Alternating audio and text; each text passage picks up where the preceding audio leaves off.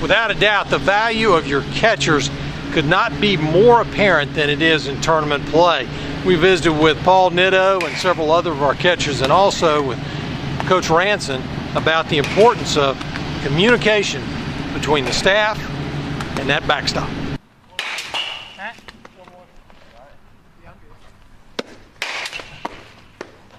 During the pregame, you're spending a little bit more time with your pitcher, trying to prepare him mentally, making sure he understands who is in the lineup, where certain guys are, who the power guys are, who your runners are, who to really attack, who to be careful with, maybe later in the game with some men in scoring position. Once we get out during the pregame work and guys start working, I don't know if you've seen from distance working their way back in, that's when I start spending a little bit more time with the catcher, talking about what the ball action is doing, making sure that we're seeing the same thing. Maybe his two-seam has a little bit of extra sink on it that day. Maybe it's a little flatter. Maybe the slider is not quite there. Maybe it is there. Trying to find out what their ball is doing that particular day, and making sure that we adjust our positioning around the plate accordingly. That if we've got a lot of action on the ball, that we can probably get a little bit wider east and west on the plate. If it's not, then we've got to be a little bit more finite. And then once we get into the bullpen and actually starting to throw, that's trying to make the kid feel as good as possibly can feel. You're not doing too much mechanically, and then you're again back with the catcher working on, this is what we're going to go with, this is the game plan. Well, the biggest thing for us is we have experience. I've caught for the past 3 years in the tournament. I've got a lot of experience. I like that atmosphere. I like playing at floor field. That's a lot of fun. But the biggest thing with catching in the tournament is getting pitches for the pitchers and blocking balls up, making sure everything stays in front of you, keeping those guys from advancing extra bases. If you can do that, then we'll keep double plays in order, which ultimately allows pitchers to reduce the amount of pitches they throw if they got guys still on first base instead of second. It's all about just learning from Paul.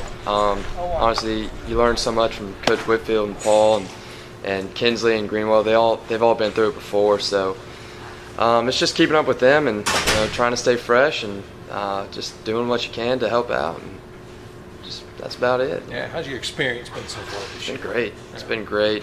Just love the guys. The catchers are all good guys too, and makes it fun. Practice, games, down the bullpen. It's all good. It's always a good time. What's the biggest challenge for you coming into a college ball game?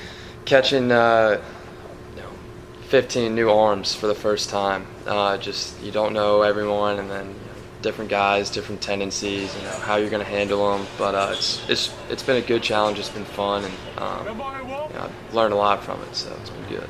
What has Paul taught you that's been most beneficial? Oh, he's taught me how to calm down. He's just taught me, even if there's a ball in the dirt, you always try and get something on it, even if it's way out there. And he's just always taught me to kind of be the leader of the field. And catching, it's a team effort for all four of us, because each of us can see weaknesses of the other, and we let each other know when we're what we need to fix or something, or whether it's just talking. I mean, Paul helped me out a ton last year, so I'm just trying to bestow some of that wisdom on AMAC this year. But he's done a great job. He's really come around here these past few weeks, and Paul's just being Paul Nitto. I mean, can't really deny his effect on this program through his 4 years here. So catching in the tournament any different, do you think? I mean, yeah, of course, but you try not to look at it that way. It's just another ball game. You're here to win. I mean, yeah, the stakes are a little higher. Yeah, you win, you keep going on. You're looking at a ring and a regional, and then a super regional and a College World Series. But I mean, you try not to put too much pressure on yourself. Try to just play your game and catch a good ball game. How you try to coach these pitchers? Anything different? Nothing. Just mainly trying to calm them down. I mean, they've all got the right stuff. All got the right coaching from Coach Ranson, and mainly just when they get out in the mound, just telling them to breathe a little bit and just throw the pitches they want to throw and throw them well. Paladins head into the Southern Conference Tournament with their first game on Wednesday versus the Elon Phoenix at 5 p.m. You can get your tickets from the Greenville Drive ticket office. Give them a call right here with the number on the screen, or go online at greenvilledrive.com and pick up your tickets. Be down there to root the Paladins on as they take on the Elon Phoenix in the first round of the Southern Conference Tournament. From Paladins.com, I'm Dwight Covington. Go Paladins!